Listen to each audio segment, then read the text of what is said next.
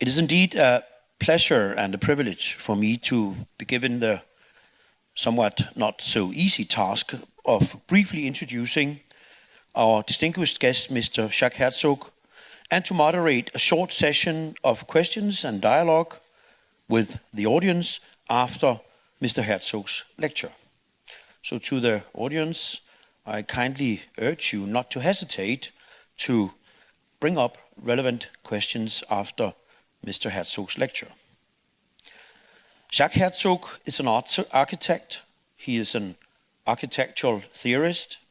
He is an urbanist and a teacher in the position of professor at both Harvard University and the ETH in Zurich.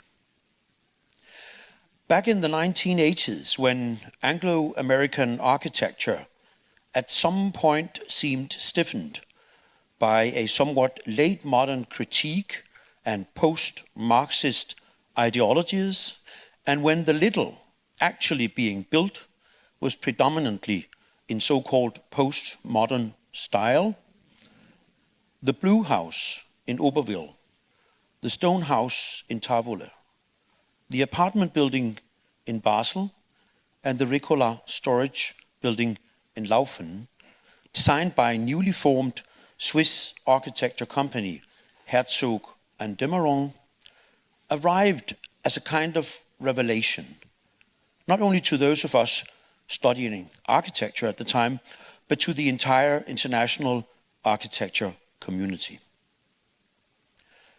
At the time, it seemed as if suddenly and from out of nowhere, a new architecture emerged that fused the unaligned thoughts of very different thinkers and people like Italian architect Aldo Rossi and American architect Robert Venturi, among others, but somehow in an expression and in a sensibility closer to the specific work of American artists like Donald Judd, for instance, than that to the works and buildings of the architects.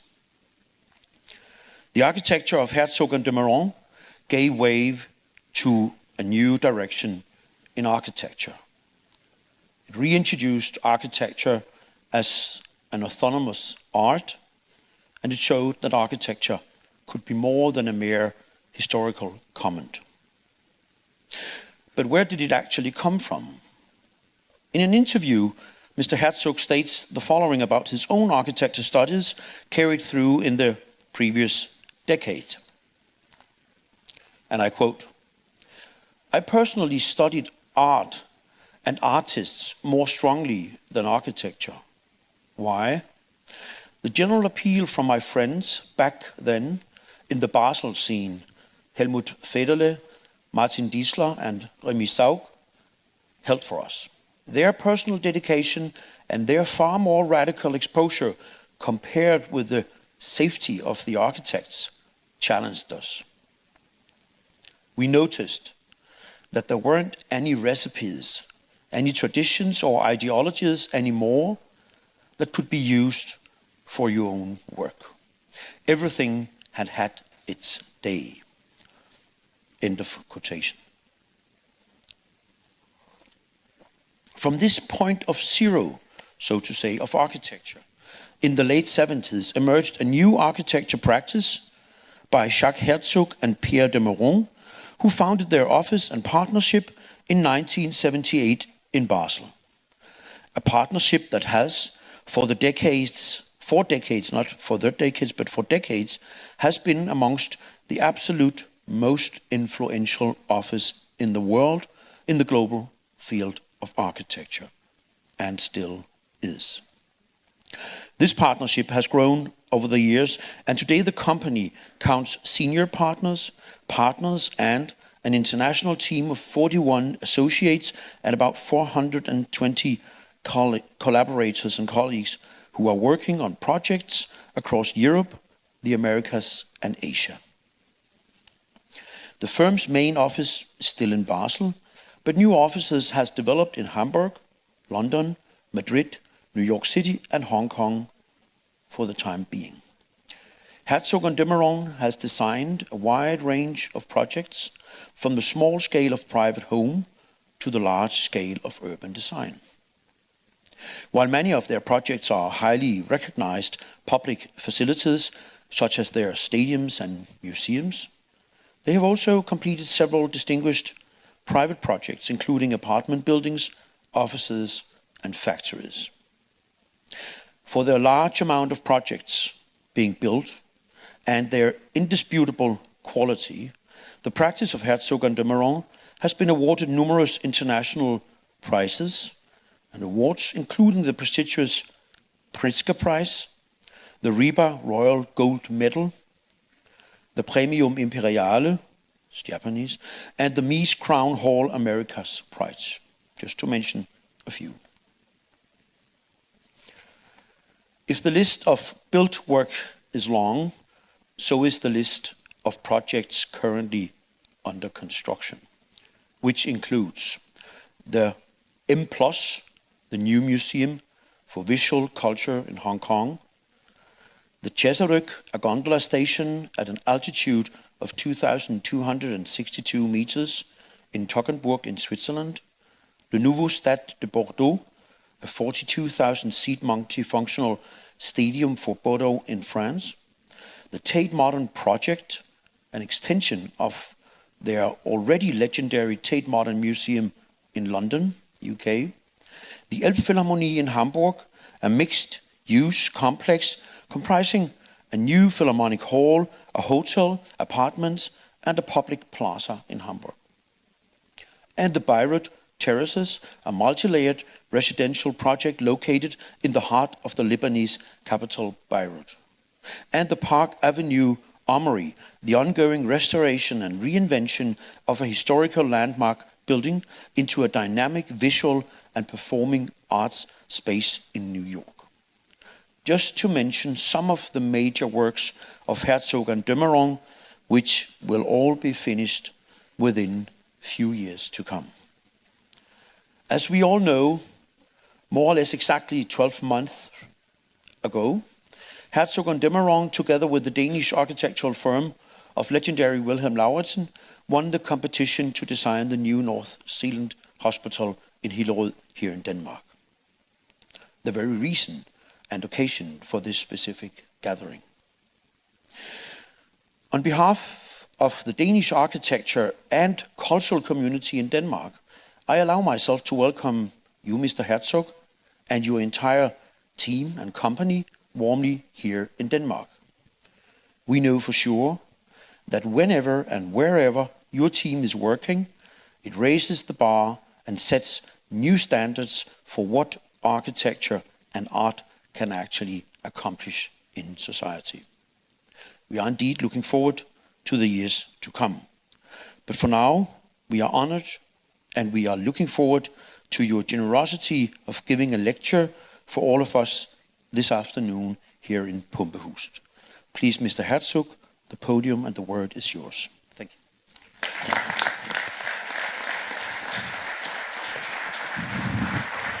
Thank you.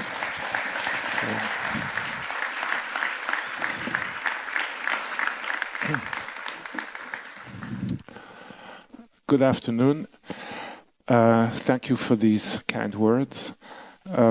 First of all, I have to thank for the invitation, and of course, especially for the occasion, for the opportunity we have to do a building in this really wonderful country. I don't say that just to please you. You know that Swiss people are not so polite as they would say things without really meaning it.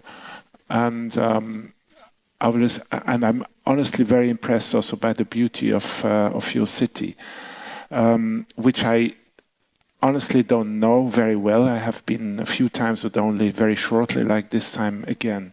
So since the project that we are here for, the hospital, New Zealand Hospital in Hillerød, is not very developed. It's not a building yet. It's just a vision and a project based on a competition. I will rather speak about different approaches for very different projects, and include, of course, Hillerød in this bouquet, in this group of projects, maybe explaining how we look at each project in a very different way, and how come that our projects look quite different from each other. Nevertheless, they are connected. There are visible or invisible roots that are connecting them conceptually, intellectually, and let's say through the kind of way that how we look at a place before we are acting. I think we try to base our work very much on thinking and debating, discussing before we take decisions, and before especially we bring in our own taste. We really believe that taste is actually one of the worst things that an architect can have, and is in the way of ideally an open way to look at things in a fresh way. Indeed, I tried to I chose that title 5x2 because 5 different topologies and 2 examples for each of them. The 5 topologies being housing, storage, hospital, museum, and stadium.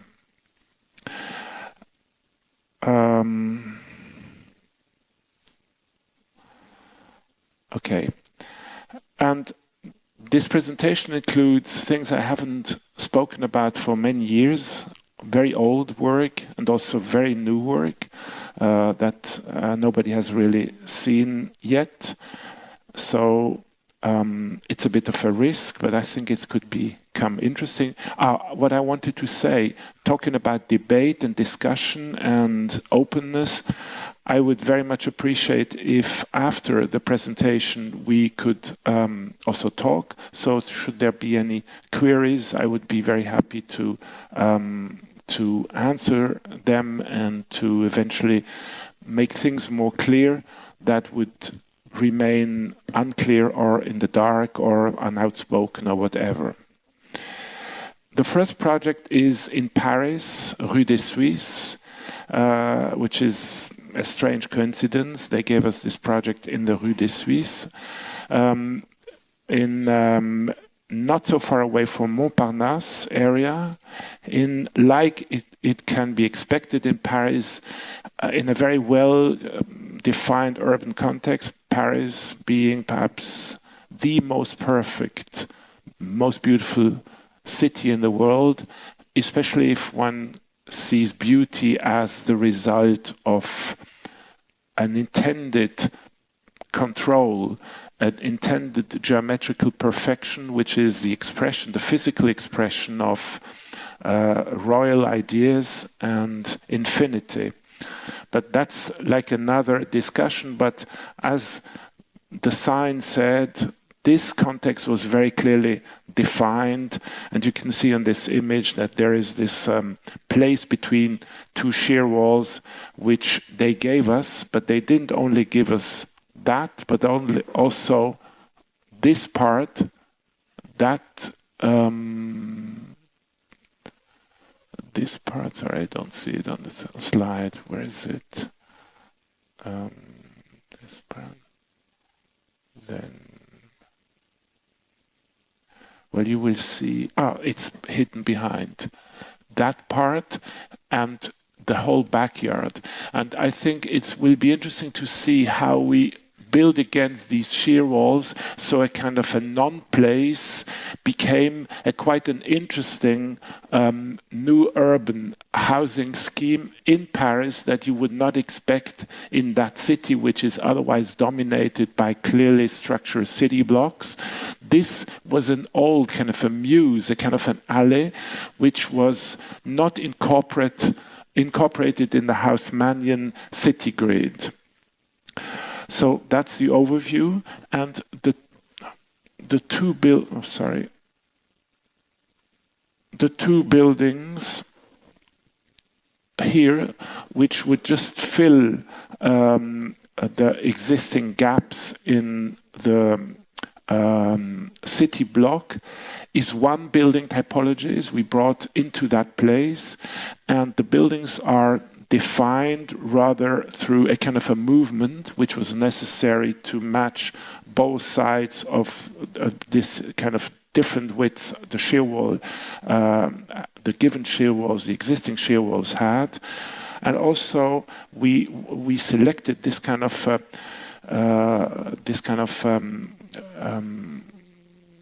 detail of making loft-like apartments with just a metallic curtain to bring a maximum of daylight combined with a maximum of individual movement and protection. So the individual arrangement possible through the movement of these curtains make for the aesthetic or for the character of the building.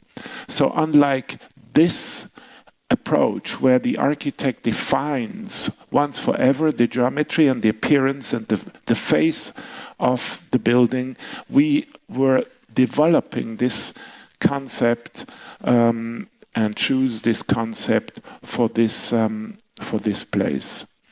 Every apartment has these metal curtains, and they can be arranged in different ways according to the needs or the taste or the mood of the tenants.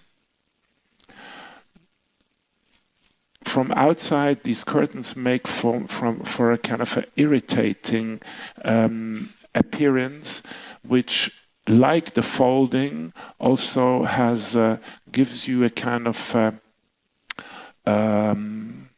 unstable perception of the facade. It's not like one frozen image, but it has almost a psychedelic kind of an effect.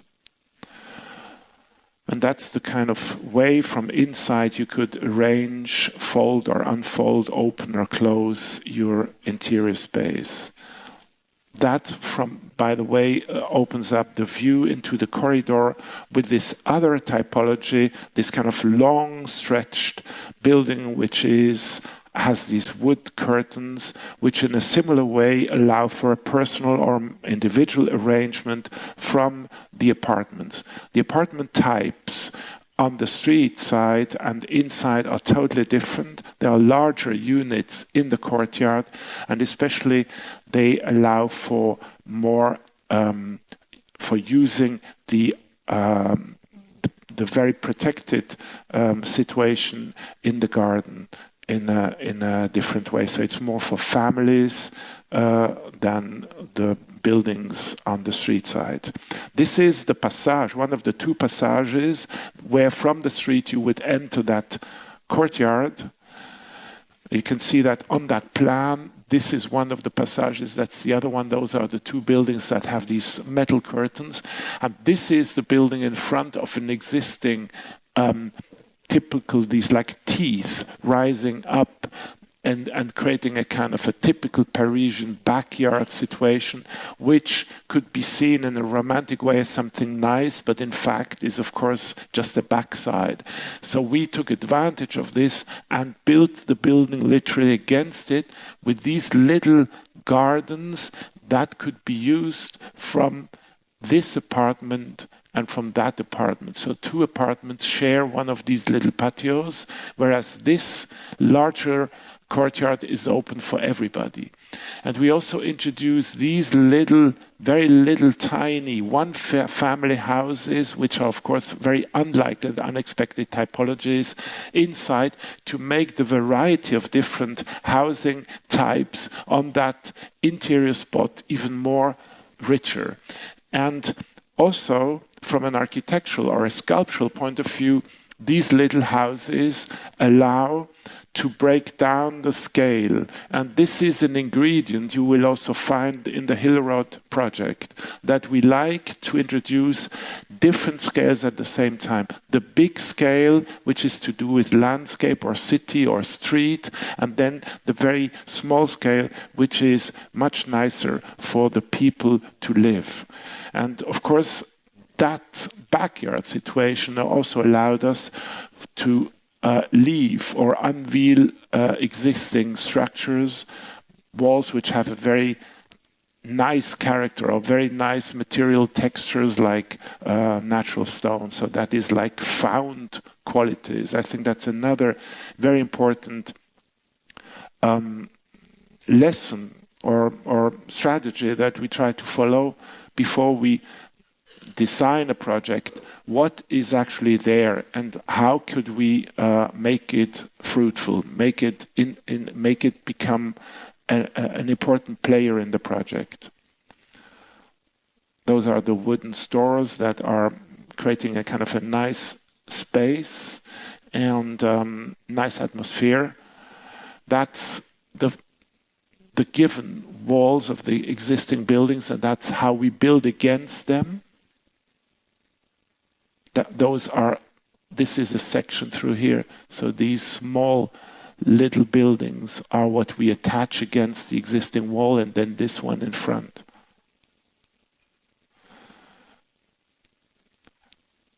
Those are these little one-family houses. That's the garden, that's where we came in from. That's a more general garden. That's the main view.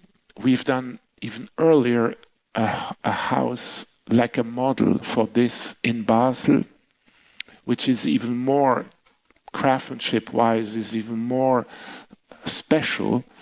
But I think it was a very important model for this typology to happen. In a similar way, you will see that we have for Hillerød, we've done something in Basel, which is also like a model and a test to understand the potential of a chosen typology or a chosen architecture, a chosen direction we want to continue to go in. That is this space from inside, between inside and outside, and the garden and the general courtyard.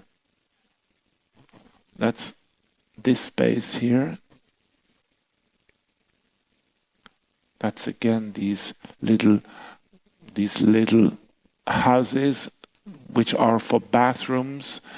So the bathrooms could open into these little gardens that you see here. That they are very unimportant, very local, but I think it's a great opportunity to live like that, because all these apartments are rather low price apartments. This is not at all any luxurious apartments.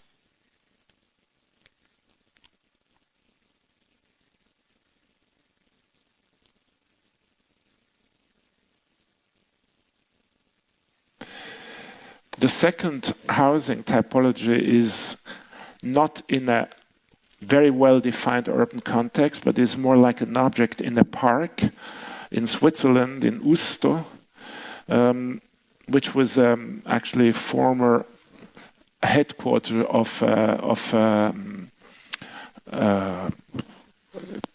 some industrial company in Switzerland, and which itself was offering kind of pavilion-like, object-like architectures in that park-like structure. In the meantime, there was a master plan and several architects have done buildings. We came late into this project, so we were namely interested in these existing architectures from the 60s, which have a certain charm, and which are those, and we decided to do a building like this, which would be more like an object than, let's say, have a, it be integrated as a clear geometry comparable to the Paris one. That's how the building will look like. It's almost finished now, and instead of seeing this as a form that we said, hey, we want to do a building that looks like a castle, this is almost the result of a conceptual trick or of a conceptual manipulation, so that this castle-like appearance came out as a result of that. We were saying to ourselves that instead of doing a block, kind of a piece, or just giving it a shape, like a painter gives a shape because he likes this more than something else, it's a result of outsourcing or taking out the vertical stairs. And that was the first attempts that we sort of took them out and developed them like free pieces, those stairs which are emergency or fire exit stairs, but let's say for the lower floors you would eventually just take the stair instead of the lift. And also we were not so interested to develop entrance and then you have a core with stairs and lift, but we wanted to give the stairs more importance. So we took them out from the central core and brought them into the four corners.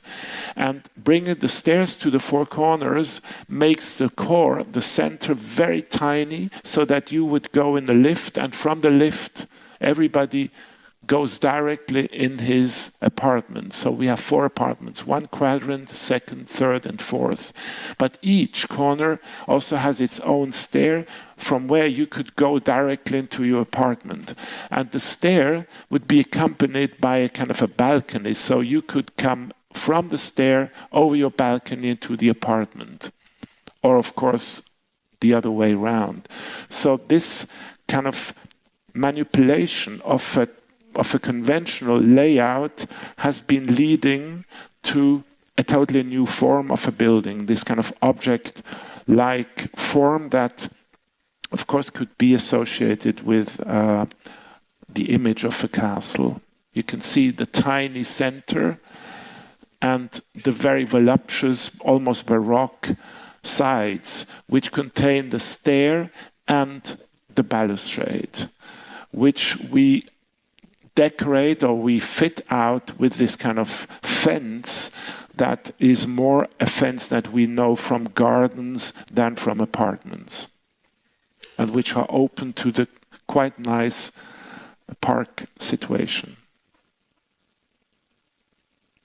And there is also kind of a intimacy, but also nevertheless a sense of neighborhood. The second group of typologies is storage, and I showed 2 different industrial warehouses, both for Ricola. I also show that because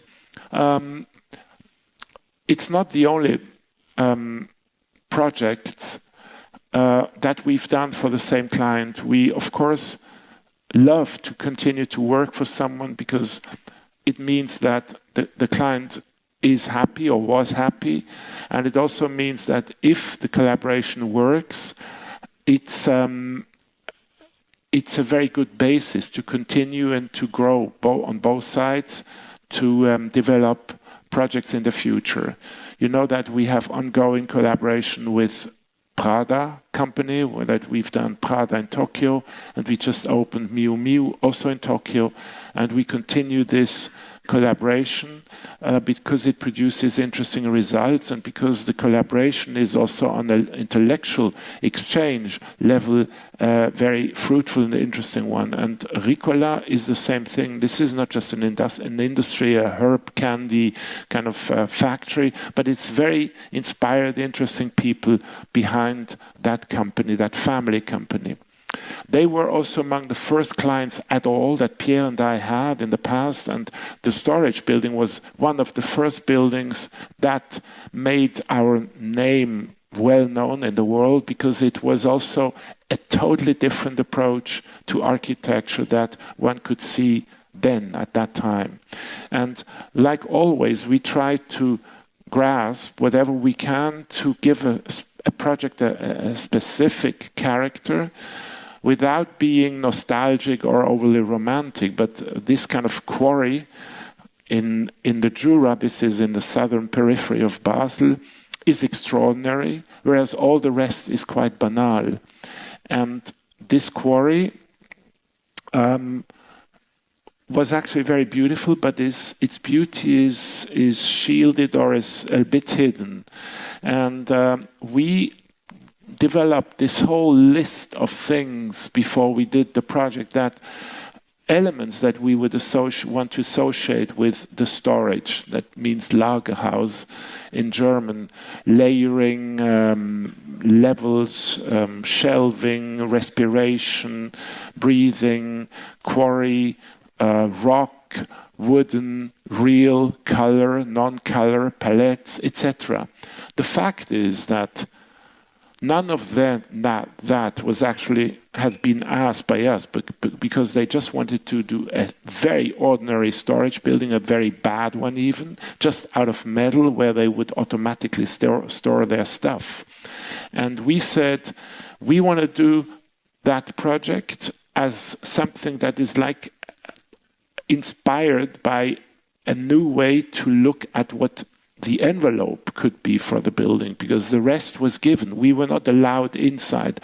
And the envelope not just be a decoration, but be something that establishes a relationship between the outside. So the actual spatial intervention will be outside between the existing quarry wall and the building. That's why we introduced with this layer, which is both just nothing but a normal storage of facade elements. So the facade itself is a sculptural expression of storage, like the inside, and at the same time, piling it up, it creates an image that many people would associate with a palazzo, with a traditional architecture.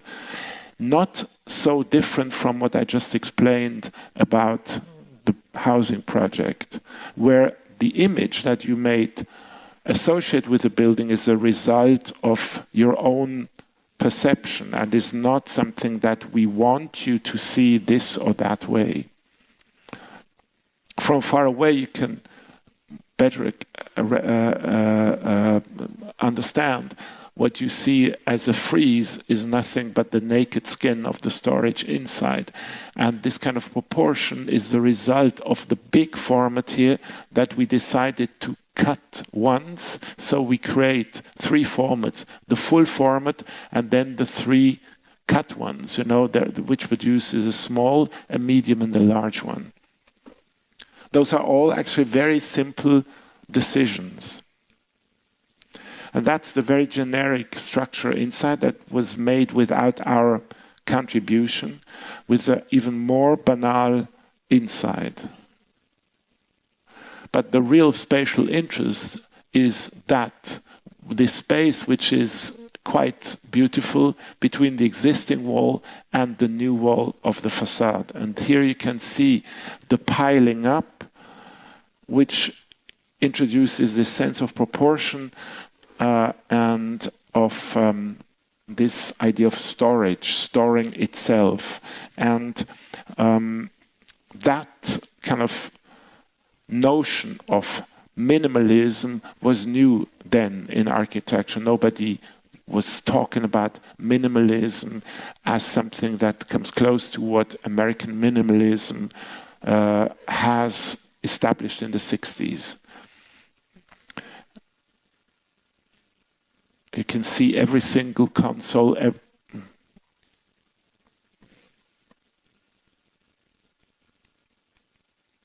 every single vertical, horizontal, laid and supporting, lying and supporting are separated, and each function and each kind of status can be individually grasped and seen. And from far away it makes for the image of a palazzo. But it can be deconstructed in a very obvious way. The other storage building is very new. We did for the same company. Also in Laufen, very close from that part. Laufen is this little city in the Jura mountain, which became famous for its ceramics, which is the result of this kind of very specific geological givens, which has this amazing quarries and quality of the clay that made for this ceramic tradition. And again, these quarries were very inspiring in that we believed that we could use it as a material to build entire buildings. And instead of factories being so ugly, that's the candy production that they did without us. It's the only building they've done without us, because they were believing that they could make, for once, something that was cheaper, but they came back and preferred to pay a little bit more and do something which they like also themselves. So, I mean, you can see the rather beautiful landscape and then this ugly machine. And when we talked about taking the material, which for themselves, their own company, you know, the dried herbs is the basic material that grows there, but also in the Alps, in the Swiss Alps, is very related to the potential of that material that you find in the ground. And that's a close-up of the finished building, and that's the finished building in the landscape. And you can see that not only because we use the material that this whole thing here is made of, but also because of its simplicity, it integrates much better and is giving the company also another aspect, because now they have a building that they like to bring visitors from the whole world to demonstrate their production. This building is made to store not finished products, but herbs, dried herbs, which then they take and produce their herb candies from. The material comes really very close from, not even 5 kilometers from here. And it's quite interesting also as a process how it was produced. It's by now, I think, the largest building in Europe, which is done just out of earth, with a concrete structure holding up in place the different parts of the building. This is the storage part, and that's the machine part, where the dried herbs are being cut and distributed. So it is an industrial building. And it was also produced industrially. The material came into a storage building that was free, that was empty, near close by. And we produced, we prefabricated big slabs of compressed earth in that big hall during months with people and students from all over the world. So that was quite a interesting process in itself as part of the history of that building, which looked like that and were then assembled to make for this structure. So it's earth thick like this, compact earth with gravel and clay and other ingredients. And it has very thin layers. You can see here the brighter gray, which is cement. So the erosion, when the rain and sun hits the wall, it would not erode all the way down, but it would erode from one layer to the other, creating a kind of a form, adding to what we would call beauty, because I think the human eye would perceive this as something rather nice. So the erosion is controlled and would survive all our life expectations here by far. That's a view from the main room inside onto the machine side, and that's a look into the place where the unfinished product comes in, and where you have these big windows that are like drilled into this earth walls. We wanted to avoid rectangular openings to not destabilize the wall around. And you can see here also these layers a bit better. And this building is very new, so you don't see any of that erosion yet. But after many years, there will be like a little bit of a movement in from one layer to the other.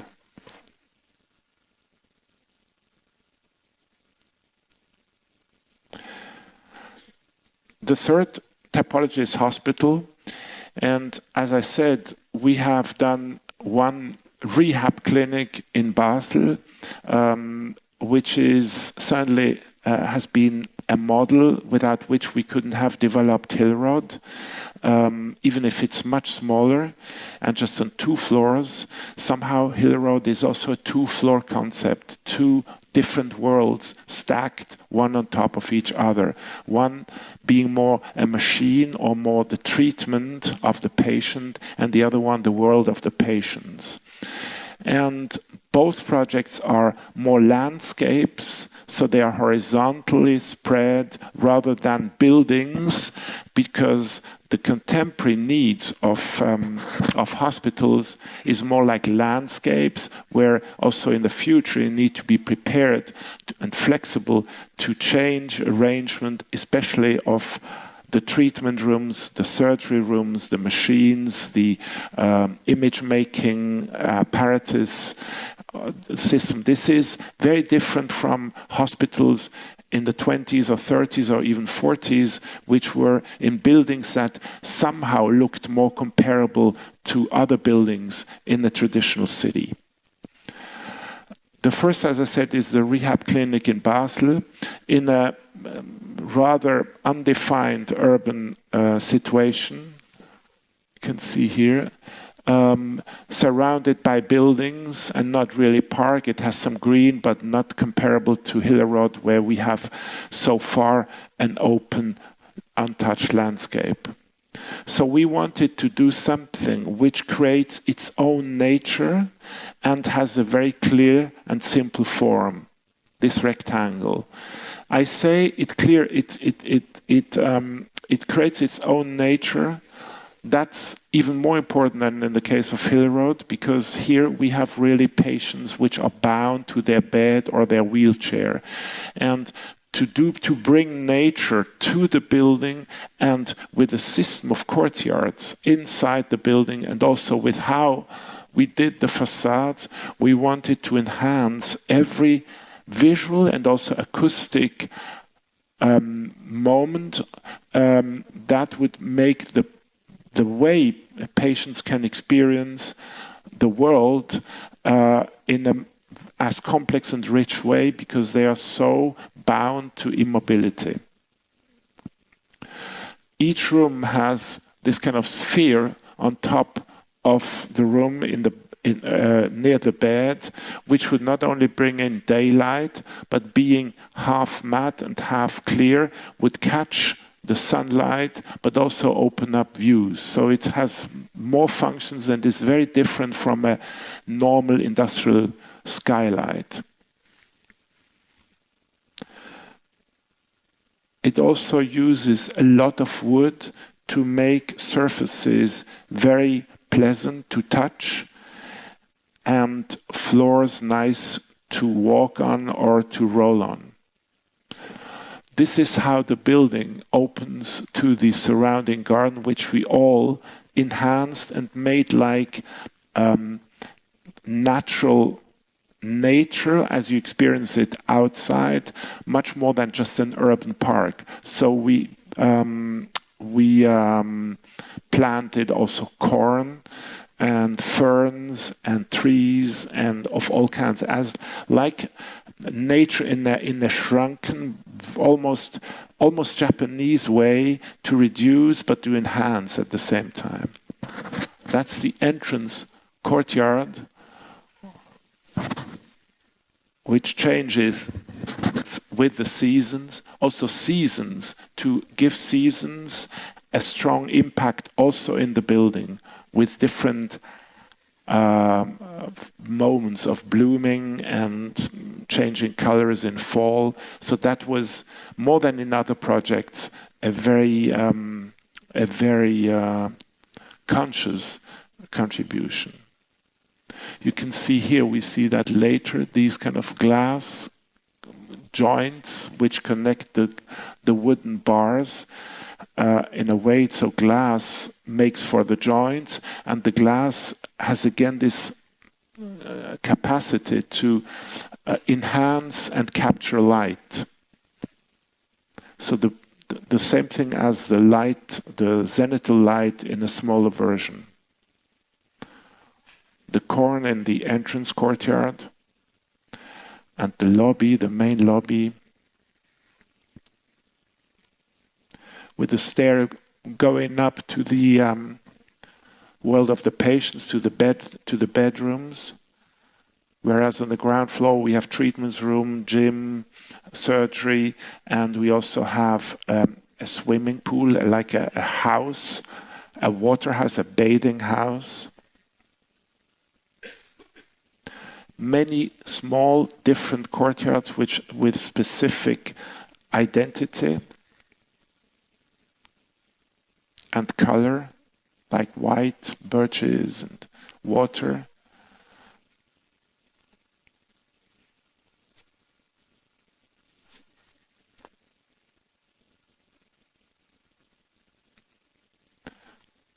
And now again, this one stair that brings people up. In the section you can see that it's basically a two-story institution. With this, in one courtyard sits this bathing house that you can see here in the upper floor. And from inside, again with this kind of intriguing lights.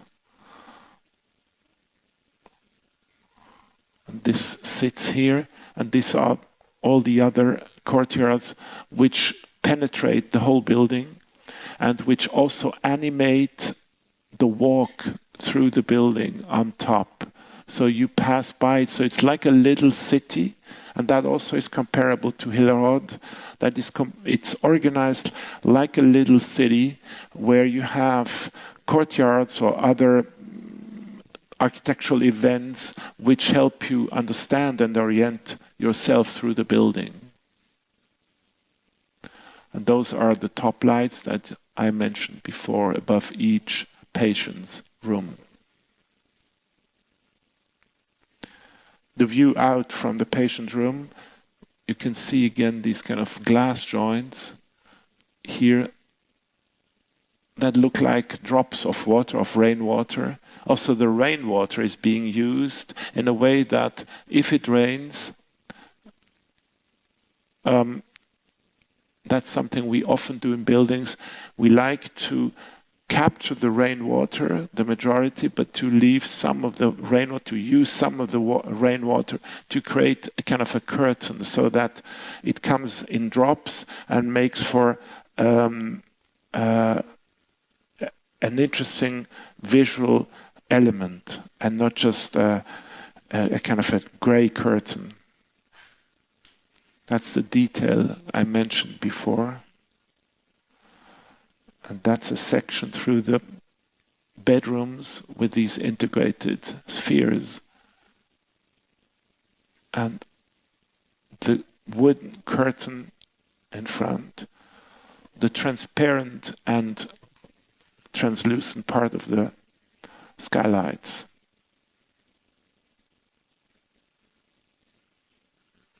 Which also make for a nice kind of lantern-like appearance at night. And you can see that even at night, this kind of works pretty well, that it's like little lights without using electricity.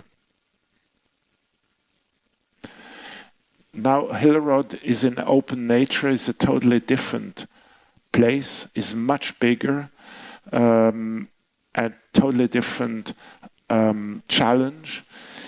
And actually, even if it's rather flat, a very beautiful site condition that might change over time, but the way or the moment we found it, it was a totally open nature.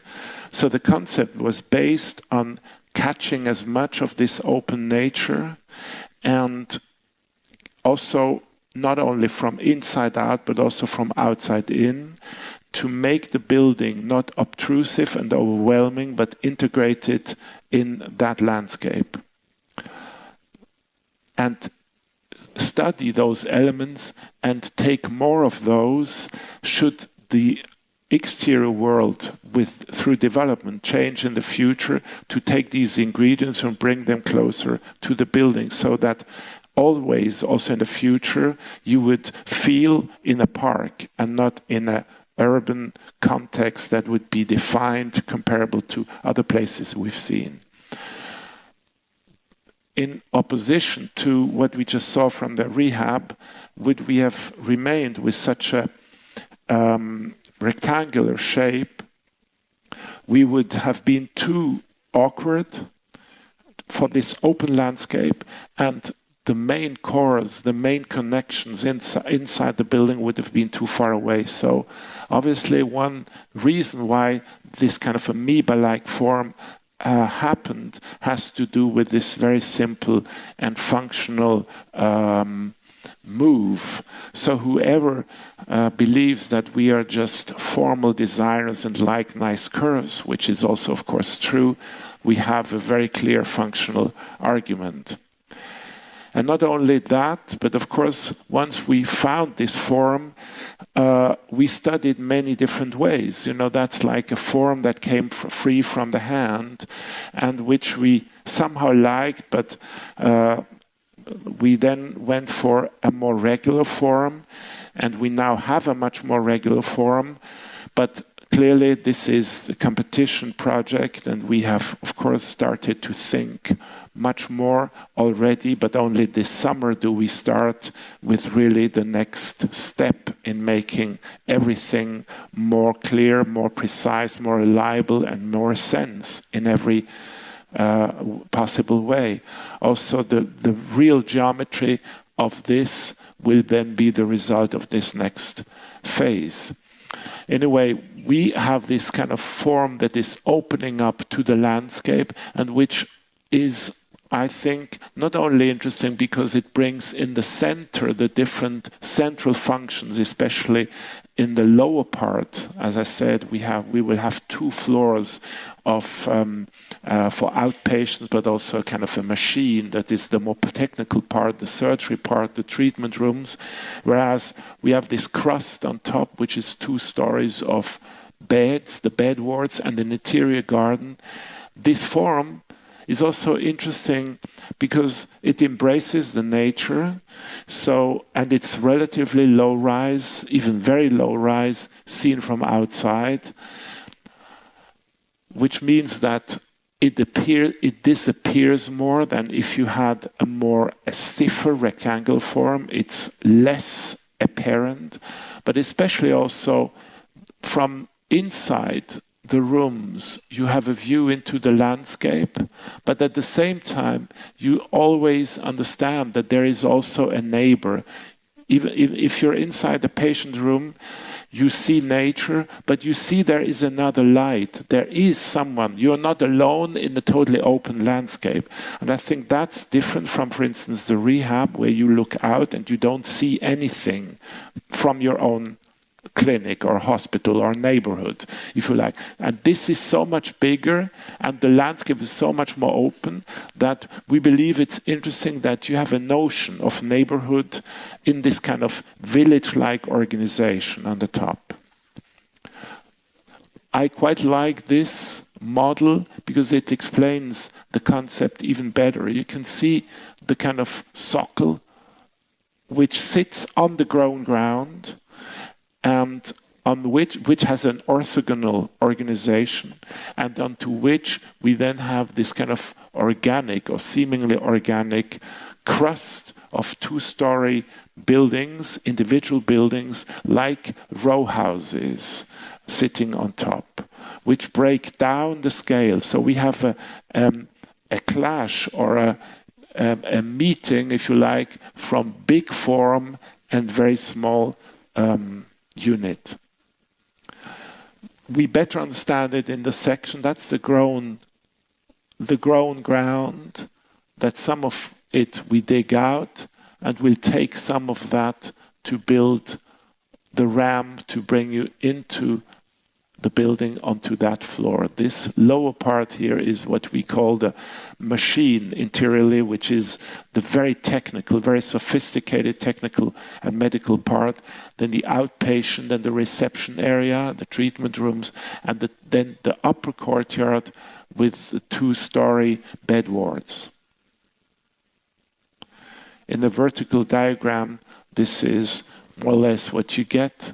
These kind of 4 different units that orient you also in the building, and this kind of central part from where you get in, where then you have this kind of 4 courtyards and this central reception area, and from where you get up into these 4 bed wards that surround the central patio, the central garden. I do not now go into details of these different organizations, but you can see that this is very strictly and very functionally organized, like a city, like an orthogonal city, you could say like Manhattan, and on top you have a village. And we like also this kind of stack of totally different models, because we want to offer a variety of qualities, not one quality, but give the medical side, the people who work there, who do everything to make the lives of the patient a good one, very good working conditions, and a totally different challenge is to do the same thing for the patients in the upper part. This diagram shows you this kind of manipulation, this kind of operation of bringing earth away from the underground and pile it up on the sides. So it's a slight manipulation of the otherwise unchanged natural landscape, which would lead to some kind of path or access. You can see that the forest or the given landscape could grow closer to the building, and you enter the hospital on level 1.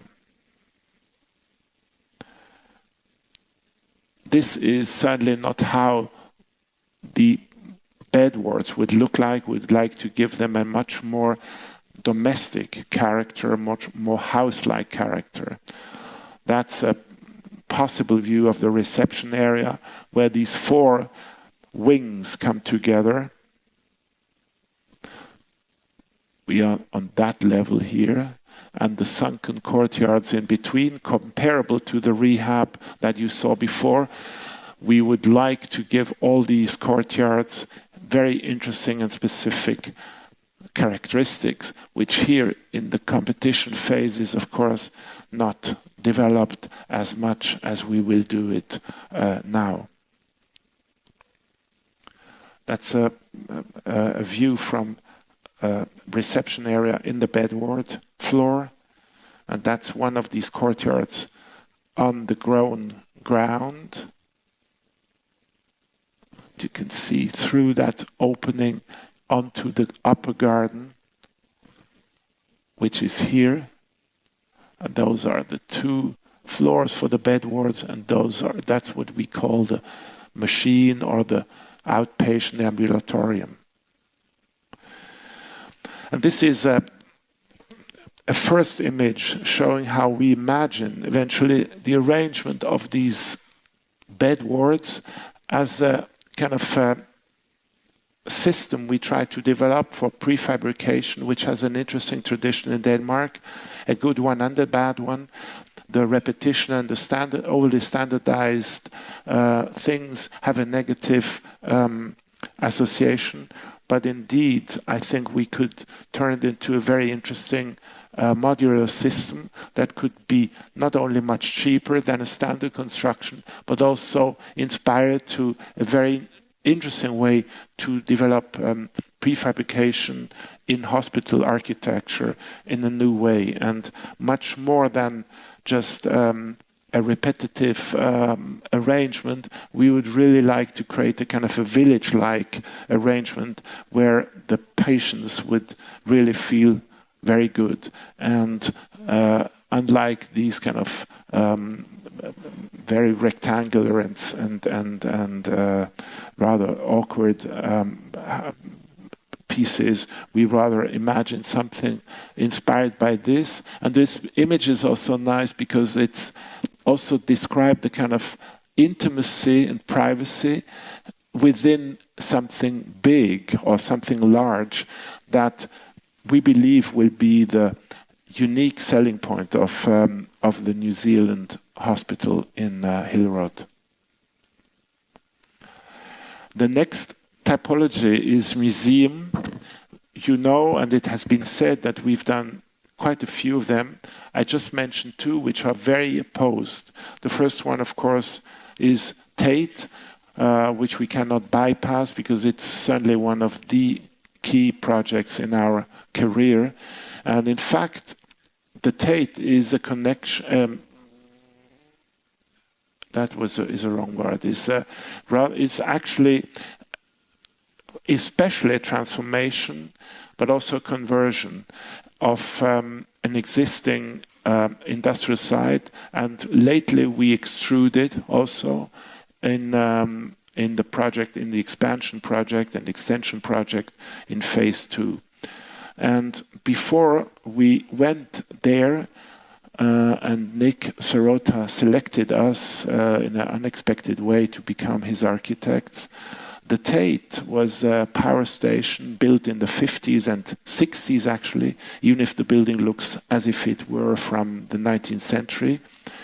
It was like an energy castle in the heart of London, known through this fireplace, but otherwise shielded and hidden away. And within a time span of 15 years, which is now, it is by far the largest museum of modern and contemporary art in the world, with 5 million people every year, more than double as many as MoMA in New York, for instance. So it's reversing its identity, to create a new identity and to make it visible also through the introduction of this bridge by Foster and connecting it over the Thames.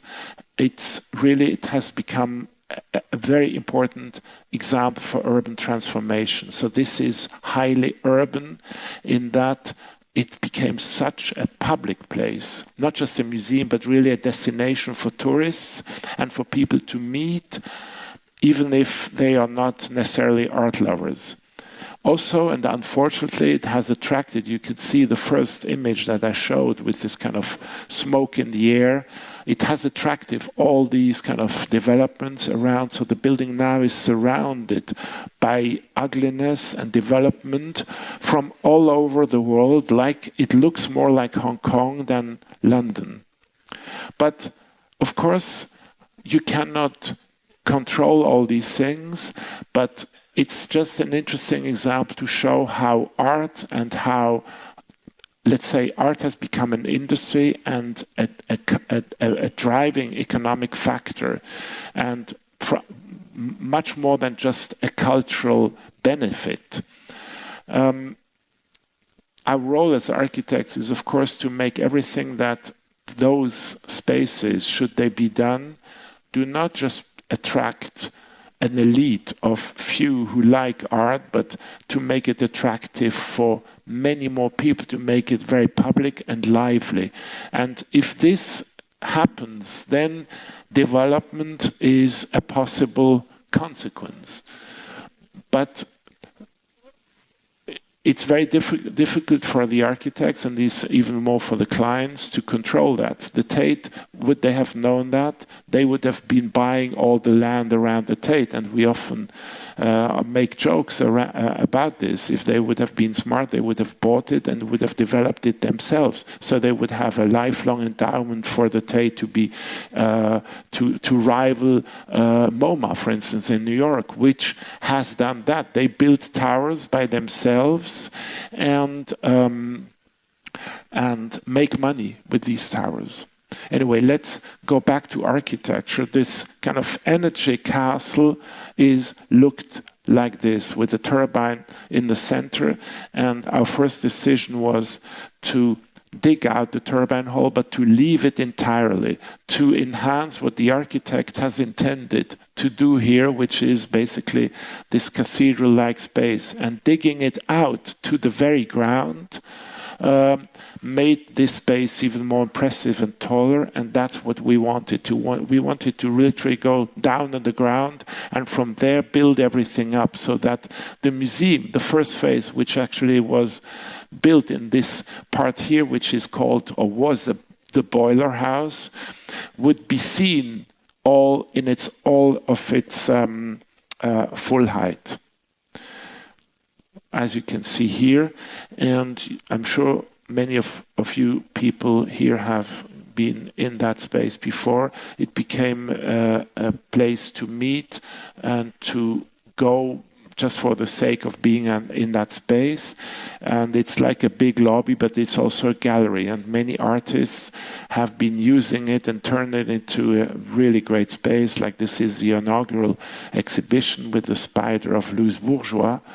And here seen from the top.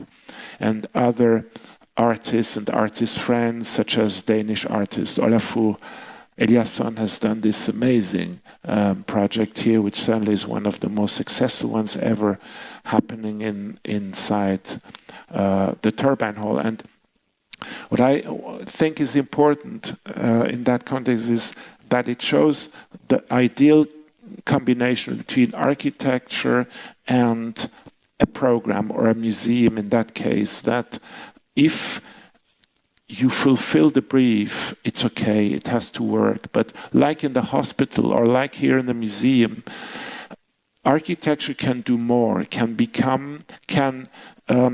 release other energies, urban energies, that inspire or help artists to make the space, to do things they could never have done in another space. And otherwise, and from the other way around, the artists with this effort make a building, a piece of architecture, much more interesting than it would be otherwise. So it's a mutual effect. The people going to the Tate make that place super interesting and lively, and the other way, the museum offers, on the other hand, something that London as a city didn't have before.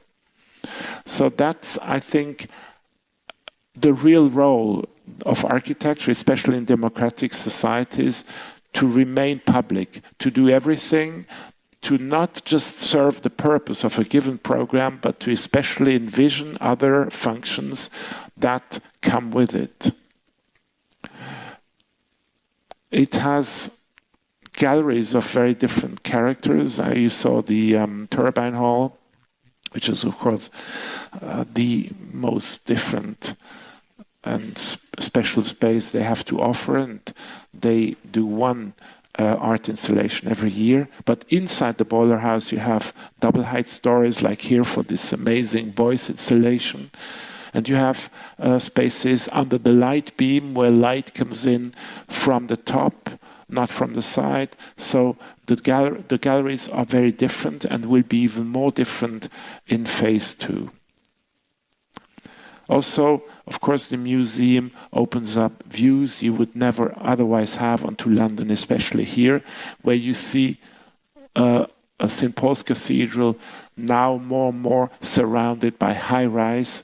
The kind of ugliness that I described around the Tate also happens on the other side of the Thames. London is perhaps the European city with most has changed in the last 20 years, where you hardly had any high-rise, and now it's like almost an ocean that surrounds you. The public spaces the Tate offers is not only inside but also outside, and Londoners, I'm always fascinated by Londoners using their green areas in a very informal way and animating buildings and giving architecture another meaning and another importance. The second phase, which is completed next year and will open next year, will double almost the size of the Tate, but we don't have the intention to double the number of people, but it will just give a number of people a more relaxed and inspiring experience walking through the building and offering them other opportunities. The tanks that you see here were existing, and the new building in its form and its complexity is literally based on these tanks, which were informing, of course, the way the building goes up. Also from the existing turbine hall, you have an underground connection, or direct connection on the same level actually, into the tank areas, which will be used for galleries. They already opened 2 years ago, maybe you haven't even been there, and one tank is being used as a performing art room. As you can see here, that's the underworld in the tanks that opened 2 years ago before the big structure above started. You can also see the penetration or the intersection of pre-existing concrete walls and new structures that came in and were brought in for the building going up above it. So we quite like this intersection of these and the interference of these different structures, the existing one and the new one. And this marriage or the merging of these two architectures was one of the most fascinating roles we had as architects in this project. That's one of these spaces that you see in the tank room here. That's the turbine hall, that's the boiler house with the existing galleries, and that's the extension, that's the tank room area, and that's how people are being brought up into the tower, which has here galleries on 3 floors, like the existing building with these 3 floors and connecting over on the 3rd floor. And then people are being brought up to the top restaurant, bar, education rooms, lounges, member rooms, kids rooms, etc. So the building is more playful and more unexpected than the more industrial quality of the existing space, but in its character, especially also in its architecture outside, the building should feel like the same family, like one same thing, and not the old and the new. And that was a very big challenge and a very interesting challenge in the choice of course, the form, but also the material surfaces and the way you lead people through the building. You will see that way that you go up is really like a promenade rather than a functional walk. Connecting also over the bridge. The bridge will connect the north and south side. You will be able to walk through the building, whereas now you are not able to go further to the southern part. The structure is quite advanced. It will be clad with brick right now, so the brick can match the kind of existing fabric of the given building by Sir Giles Gilbert Scott, which was a very well-known and popular English architect who has built the industrial building that was the material of which sort of we use for the Tate, and he's known for the famous telephone cabins that you may know, these red boxes. And that's this plaza in the south, from where then people will be able to walk through the building onto the northern side with this kind of grass, this kind of lawn that you saw people relaxing on. And the forum is a result of the given land parcel and the air rights, and we wanted absolutely to end the building in a rectangular form which was in line with the existing geometry of the building. And the result of these two interventions was this kind of pyramid-like form. And you could see that we studied a lot, not only the form, but also the interior organization and how it's being structured, whether boxes should make for this form or whether the form should define the inside. And we've had versions where everything was in glass, and we rather late discovered how stupid this would have been and went for a perforated brick version, which matches the existing fabric much more, but nevertheless is different. The brick will be larger and it will be more perforated. It is, in fact, offering views. You can see how it's going to go up layer by layer. It will offer various transparencies so that from solid to a certain transparency, a perforation, you will have different light conditions that make the building more playful and less heavy, as well from inside as well as from outside. And that's a possible view. And I mentioned all these buildings around, which namely are glass and whatever, because they are second and even third homes of people and sometimes are empty. And they are all glass and office buildings or, as I said, second or third homes. And that's another reason why I believe this kind of brick and perforated brick not only connects the two structures together to make one, but also clearly is a different kind of building and different kind of program. The other museum that I wanted to show is in Miami, which is here on the new park, newly created park, all in a kind of a virgin piece of land. And but I have two circles here because I would just briefly like to show you two images of this 1111 Lincoln Road, which is Lincoln Road is this kind of shopping mall here in Miami Beach, which became a really famous building. And the building is important because it's certainly one of our most interesting recent buildings, and it was a demonstration of how we believe one should build in Miami.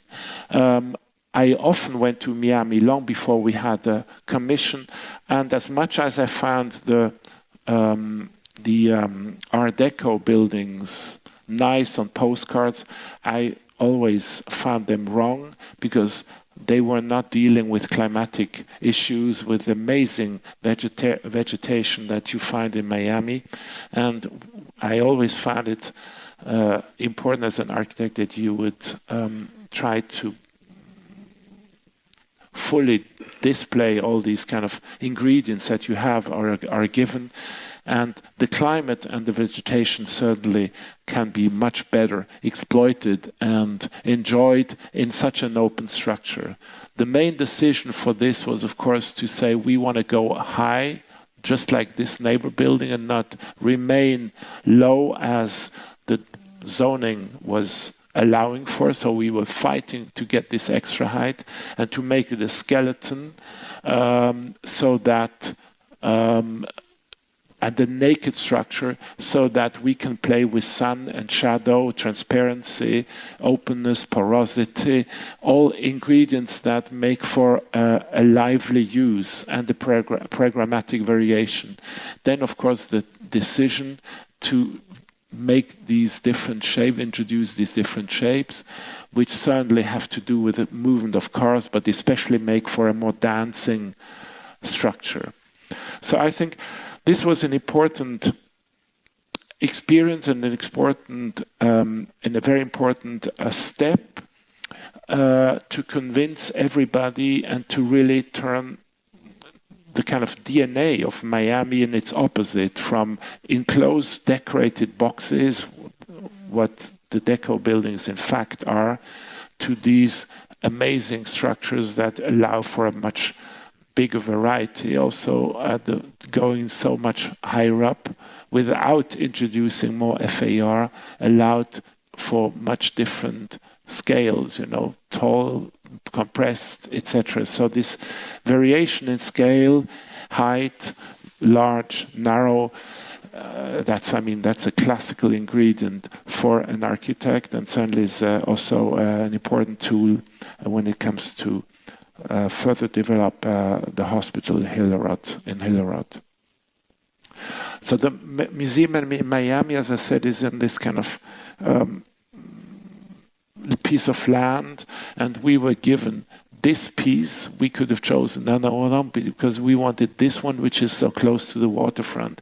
That's another thing, that you're so close to the most amazing kind of waterfront, and almost nobody takes advantage of it. If you look at all these stupid boxes that are just there, and you are inside climatically controlled, whereas you have other referential possibilities where people somehow could see that the water and, let's say, architecture can do things which are so much more pleasant.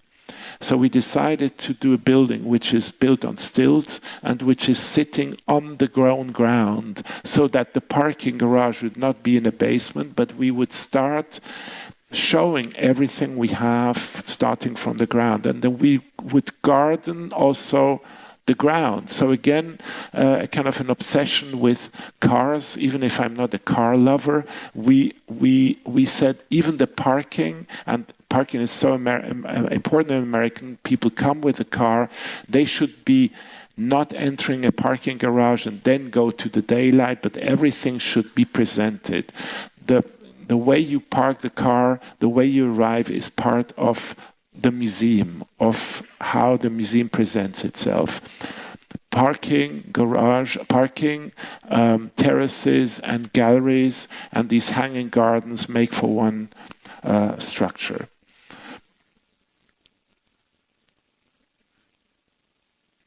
Unlike the Tate, the PAM, the Paris Art Museum, it was called Miami Art Museum before, existed as an institution, but it's a young institution in that the collection is rather undeveloped. So the purpose of the project was not only to do a structure which would go well with the climate and the vegetation, but would really attract people, become a spot where people really can hang out, use stairs, see on the waterfront, have views, be with plants. The heat can be very hot, so the idea of these plants was that we developed technologically very well developed kind of things. We had to convince the client that they go for this and that maintenance can be controlled, that the role of these plants would be to make for a milder climate on these terraces, to somehow like a buffer between the exterior heat and the inside, which is much more controlled and cooler, which is of course necessary in a museum. That's why we wanted to be so close to the water, so that these terraces really are attractive for everybody, not only for museum goers.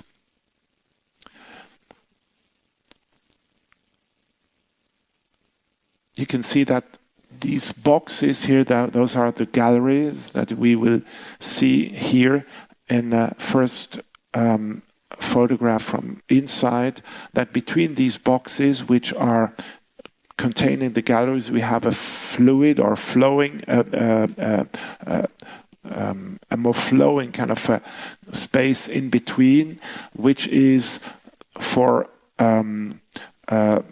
people to sit and look out and study books, but also for so-called overview galleries, because the gallery or the institution doesn't yet have a great collection. They depend on loans, and they have certain strong parts and artists which they have been collecting, and they have, let's say, a lot of specific South American artists, so they would bring these artworks here in a more concentrated way, like anchors, and around which then the the other gallery space is organized in a more fluid way, in a more organic way, that you would walk through these anchor rooms. And everything allows for views, a lot more than in another museum, because those views would go through these vertical gardens, but also onto the sea. So this inside-outside relation is, for instance, much more developed and much more crucial than in the previous project of the Tate that you saw just before. Overview means, for instance, vitrines, books, photographs, reproductions, or different artists that orient you and bring you through, let's say, the history of a certain artistic movement or a time or whatever.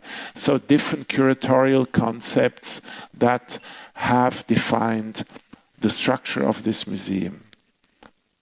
I think it's important that I chose this project. It's so different from the Tate because the institution is so different, the place is so different, the quality of the collection is so different, and therefore also your typological choice or your challenge as an architect is a very different one. And even if our thinking about galleries and how to best present artists' work has a certain concept. So a good gallery is a good gallery, whether it's in Miami or in Copenhagen or in London. But the way you organize this and the variety of the galleries is decisive for the difference. If we just were in the Louisiana before coming here, it's also dispersed, it's also fragmented, but of course the quality of the works is so good that you could even display it in a lousy spatial context. But in Louisiana you also have the nature and the way the architecture is developed. You are forced almost to see nature and experience nature, but in a very different way from here, because it's more in a way to walk, and it would not make sense to have people walk in this climate.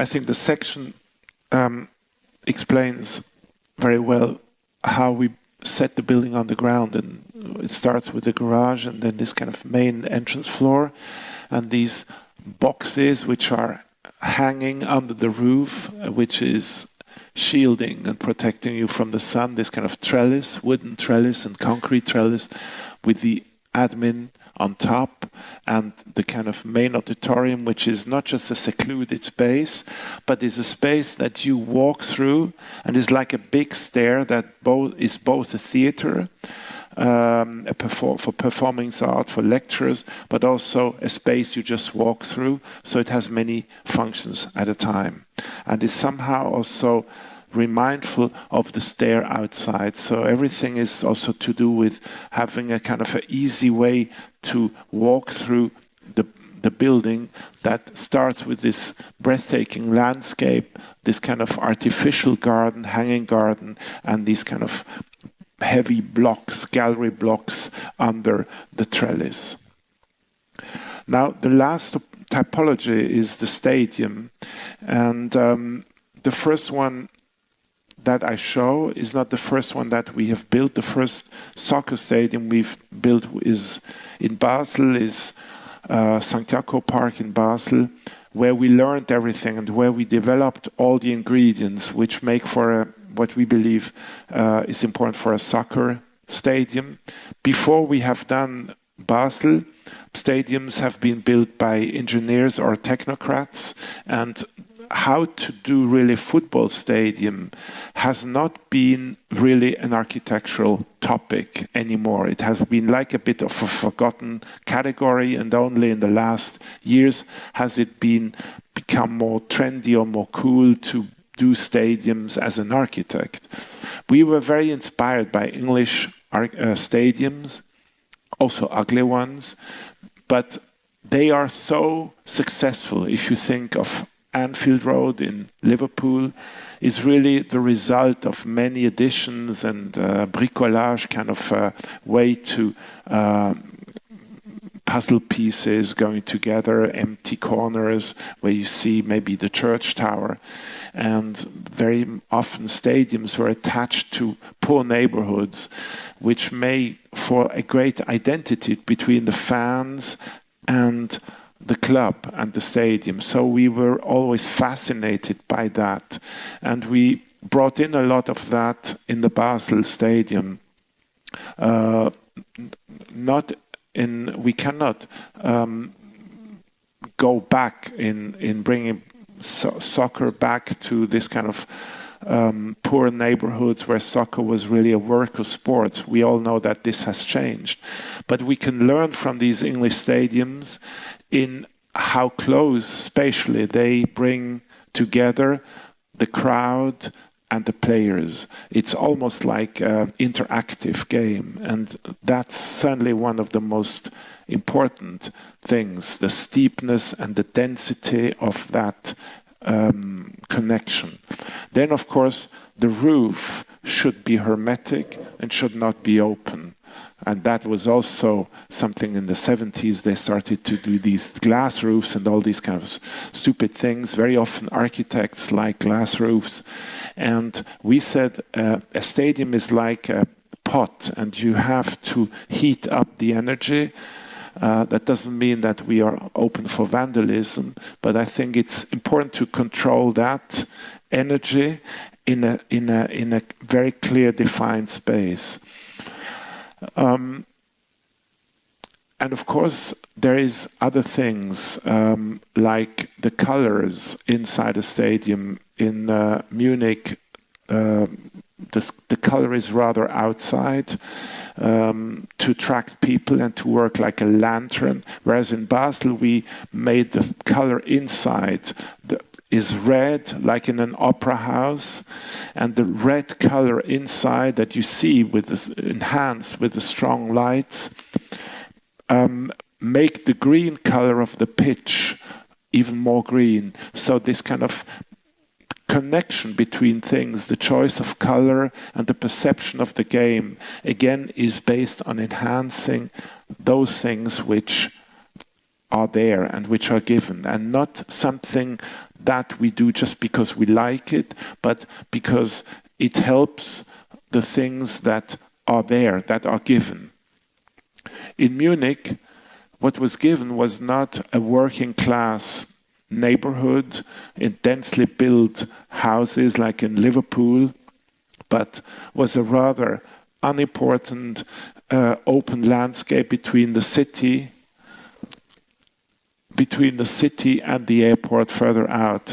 It's just a cross of highways in an otherwise totally unspecific landscape that you can see here. So it was clear that we wanted to do something that is like an attractor, like a lantern that on the highway that everybody passes by, we would make this point of attraction that literally, like insects are attracted by light, we would do this kind of envelope, which is literally protecting the bowl inside. First idea was even to cover the stadium. They have asked us to study ways where we could make it into an indoor stadium, which gladly was then given up. But we said the cover could be used like a zeppelin and would bring VIPs from the airport to the stadium. That's a kind of a pop idea, but it was not realized and is also not necessary, but because you can see what you can see here, that this freestanding object was an interesting, I think, decision to use the fact that it's freestanding and it's open landscape, that light and this kind of soft form were an interesting choice to become a landmark for Munich. And the original plan was to have 3 colors, allowing to allow for 3 colors. The blue one has disappeared because it was 2 clubs. It was Bayern Munich and also 1860 Munich, which has disappeared in 2nd or 3rd league, and they had to sell their shares, so that Bayern now owns the whole stadium. So the white color is left for when the national team is playing. But this change in color will be further developed now with new technologies, but namely we were opting for red and white and not making it an ad kind of a screen for advertisement. Another important element we introduced is this kind of park that you see here that is rather meandering than straight, and we wanted to do this like path that you find in nature. Rather than have one big alley, we wanted to open up several paths to reduce the crowd and distribute it rather on different paths to take away some of the energy and the kind of also animosities between fan groups, and to make it a more easy and nice way to walk from the train station that you see that is on that side to above the parking, which is underneath here, to the stadium.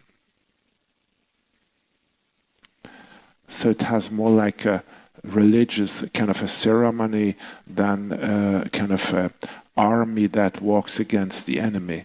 And we wanted to rather, make this a kind of a nice form than a kind of a military one. So I think that's kind of was never really mentioned, but I think it's quite a nice way that people can lose themselves or can choose a broader path until they reach the stadium and are being brought up again around this envelope. So somehow this form, which is of course just the envelope, but the people walking up on the side literally embrace the stadium, going up on one of their tiers. And as I said about the Basel Stadium, the proximity between the spectators, the fans, and the pitch is key, and also the color. And we very much like this image of the Scala because it's so much doing that. So strangely, high culture was much better in doing this before great stadiums did that. Even if some of the old stadiums, as I said, in London, in Liverpool, and some in Madrid, for instance, Bernabeu also has very steep tiers. Obviously, it works well. Unfortunately, Bayern is very successful. I'm not a big fan of them, but they really celebrate their stadium, which of course, as I said already before about the Tate, people who use a building successfully, like visitors in a museum or museum goers or fans of a team, of a club, are the best, let's say, test for you as an architect to see whether your ideas work and which one work and which one don't work. So the feedback was often that this kind of interaction is working very well, and we really tried everything to make this kind of the visibility also from those which are far away as close as possible, and not do anything else but make the people define the space.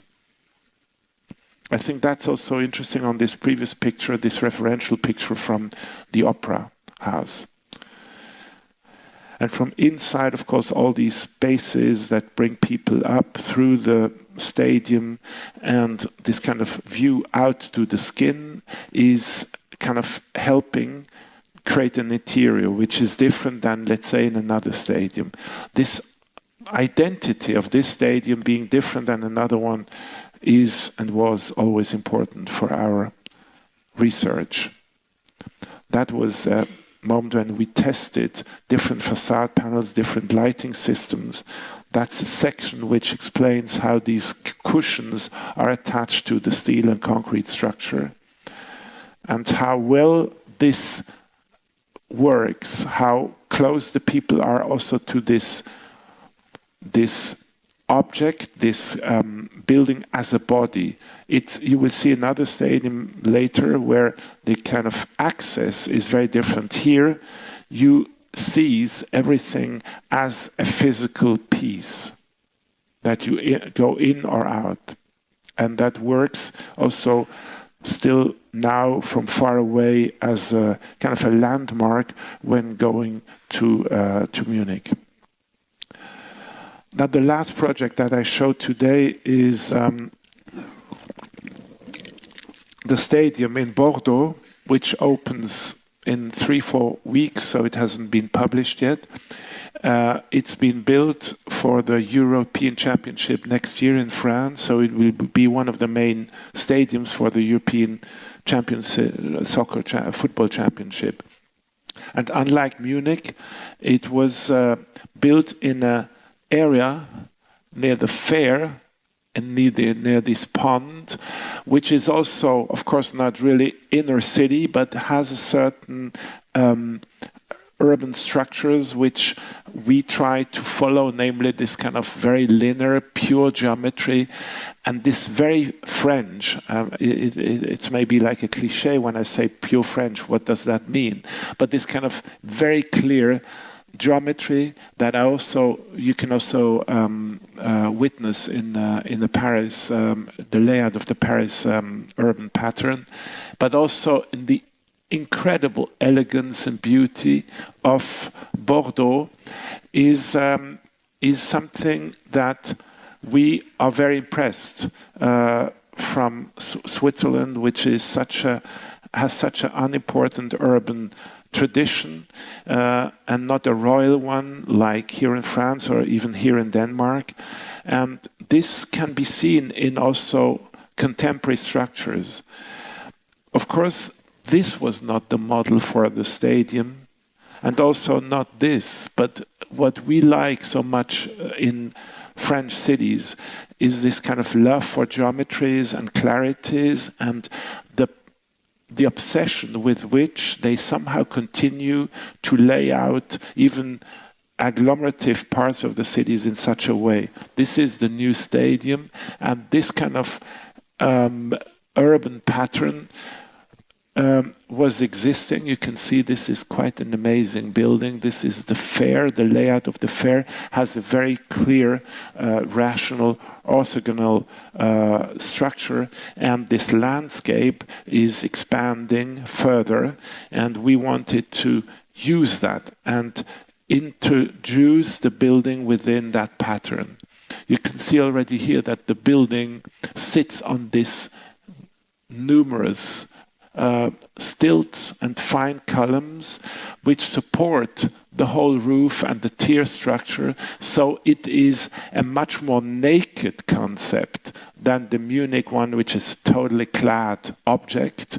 This is really like a kind of a temple from which you open through big stairs from two sides, go up, in and disappear. It's extremely simple and radically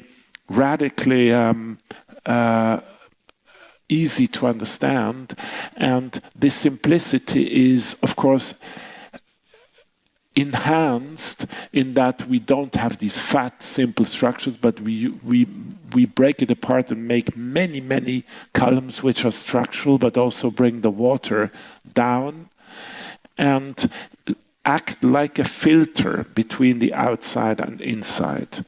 And of course make for this incredible elegance and lightness that you otherwise wouldn't have in a soccer stadium. And this model comes pretty close to reality, as you can see here, which is a very recent picture. And this model shows how it works. You have these kind of programs that you find everywhere, which is for the teams, which are restaurants, bars, lounge rooms, VIP lounges, and the main access for the visitors to go on this floor from where you go into the upper tier or you go down in the lower tier. And you have this kind of band-like structure under which you go in, which contains all the kiosks and food stands for the people, for the foyer, which wraps around the whole stadium. The same thing in the section, and here you can see the distribution. I don't further explain all these things. That's the big stair, and that's this kind of worm-like or snake-like band that wraps around the stadium. And the columns that hold in place the whole roof here. When you are there, you can feel that this is a very southern concept. It's, of course, when I say French, of course, this stair, this kind of pure geometry, this elegance, the whiteness, all these things insert or integrate this stadium so well in the Bordeaux landscape.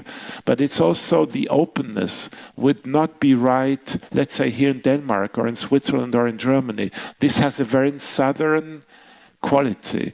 Most time of the year, this is absolutely easy to use, and it's not necessary to wrap the stadium or to build a skin, but it's much more pleasant to be there because you're protected also from wind and rain.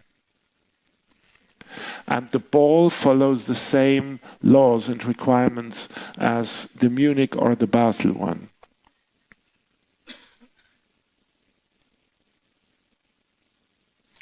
The stairs are on two sides. These main stairs are on two sides, which are opening up and connecting the stadium to a park that expands and extends and takes further the geometry of these columns. So the trunks of the trees that are planted by de Vigne continue this structure into the landscape. As people walk up and come from the parking, which is on that side, they walk through geometrical arrangements of the landscape, which are very similar to the structure of the stadium itself. And again, the models that we developed for the stadium and the built reality are very close, are very similar, and so the models really helped us to develop all these complex geometries. As simple as they were, you had to bring a round form to a square one. So the corner solution is what it is. So the decorative effect comes from a very simple geometrical problem, that the form of the ball had to match the rectangular corner outside. That's how this kind of ornament happens.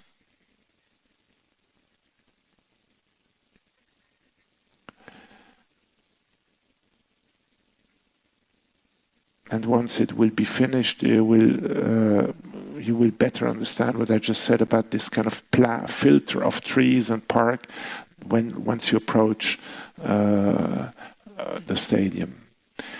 Now I finish with 3 more pictures of Beijing, because of course that's again very, very different thing. It's an Olympic stadium, it's not a football stadium, it's much more open and not so chauvinistic as a football stadium. And an Olympic stadium is normally a kind of obsolete idea because it's just for 2-3 weeks in its history. But the Beijing one has managed to become an amazing landmark in Beijing and something which is being used like a public park and a public sculpture for everybody. Like people who go there just to be photographed or to go in groups for weddings, etc.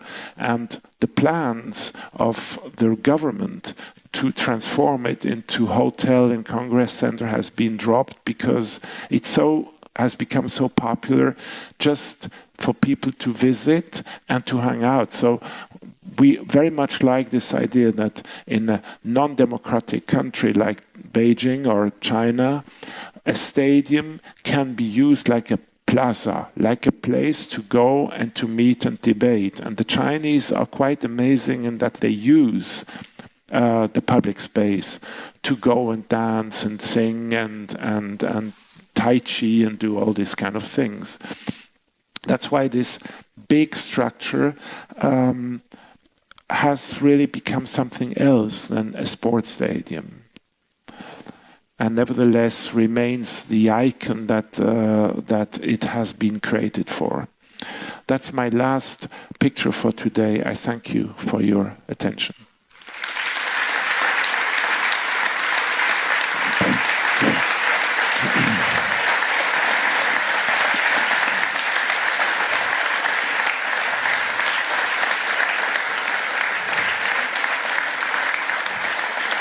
Thank you.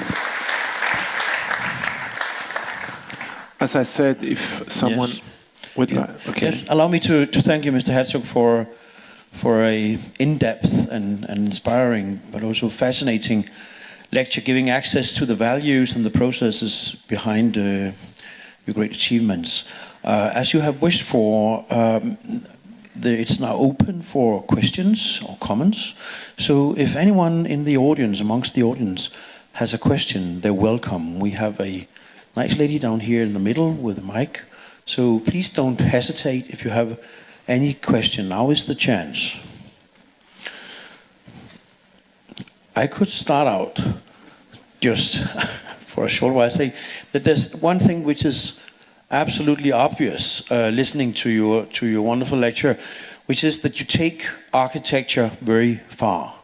That's part of the kind of quality that we experience with your architecture, but I think also in your language you had several times the kind of the phrase that you had to convince the client to go that far or to go in that direction.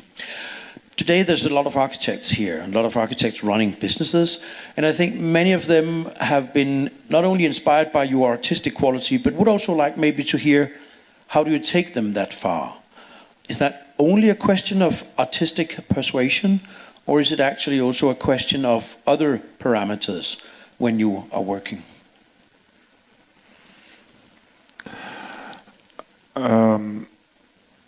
I think you can only do something in your life when you're convinced that it would be worth doing it. And I think even children do that. So every child grows up in a certain context, and we all, I guess, here in Europe are pretty lucky about where we grew up and in the Western world anyway. And that's where we start testing how far you can go, not in a daring way, in a challenging way. Yes, in a challenging way, but hopefully in a positive way to say how well you can play soccer, which any architect would anyway have preferred to do rather than being an architect. But because I couldn't go as far as I wanted as a soccer player, I did that. No, I think, but it's not so dissimilar. I think that you try to stretch something, and everybody has a natural feeling how far you can go and how far you can go, because you can take the people with you. You can take your friends with you, your family, your client, whatever. And nobody does that just because he or she wants to be so good or so cool or so strong. But it's just a kind of a natural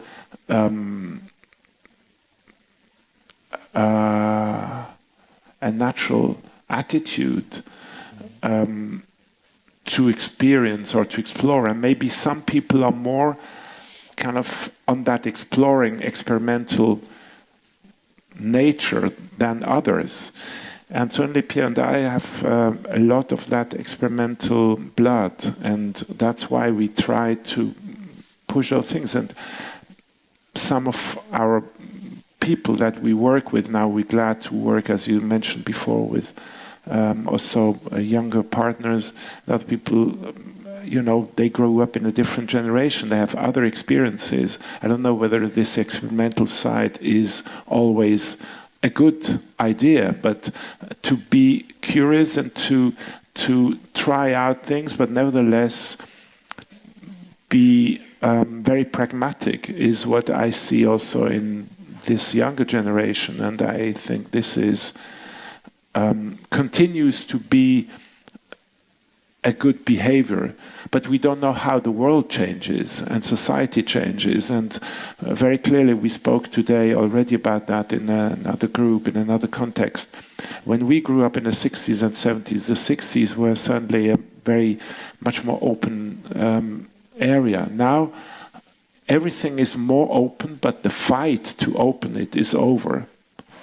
You know what I'm saying? That the people, if you take pop music and punk and all these movements, they were anti-bourgeois movements. And art and architecture was that also. There was not a punk architecture, but there is pop in architecture. You find that also in our work, minimal and pop. And that were movements that we were very actively pushing. Because there was something to push. The question is, what is there to push today? And that's one thing. And the other thing is that the society becomes, again, more restricted, but not through its values, I think. But money has become too dominant. And liability issues that sooner or later, architecture will depend only, not through functions, because if you tell an architect you have to make sure that the door opens or the window or this has to work, I think that's not at all a problem. But liability in that nobody can try to do anything. No client, no architect, nobody, no politician especially, because otherwise you will be sued. Then it leads to a situation where everything that you do, every decision has to be standardized, because then you buy exactly what you know it is. And that's, I think, will be the limit of pushing, because that was your question. And because there's no way anymore, and then architecture will become purely standardized business. A lot of that is already happening in America, America, which is a big country, has amazing artists, has potentially amazing young talents, but where are they? And it's to do not because they ran out of talents, but the talents cannot grow. But I think it's obvious now that you say it, actually, that we are moving towards some kind of global vernacular where everything is homogenized. On the other hand, then looking at your specific work, for instance, the Bordeaux arena, it's just like at the same time it's possible actually to push architecture to the limits where we have maybe not really seen it ever. Actually, does that have not only to do with the culture in your own office, but also has to do with a kind of curiosity from the level of society, politicians, or the broader public, actually to sustain that kind of experimentation with architecture?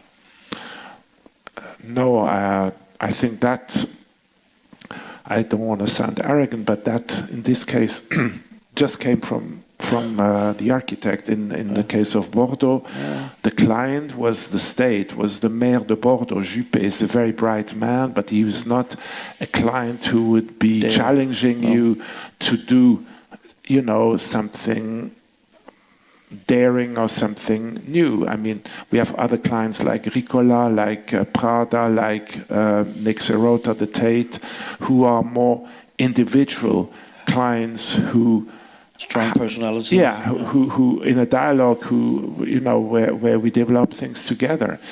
And we also grew up, as I said, in the 60s and 70s, and for us the art world was closer than the architectural world, and still is somehow. I'm not so much, well, I shouldn't say that perhaps, but I'm not so very interested in architecture world, because I never saw it so much as a world of innovation as art was, I have to say, in the 60s and 70s, and maybe to some degree still is, but also less. And that also has reasons. And we are all bound to our generations and to the possibilities and potentials of the time we grow up and live in.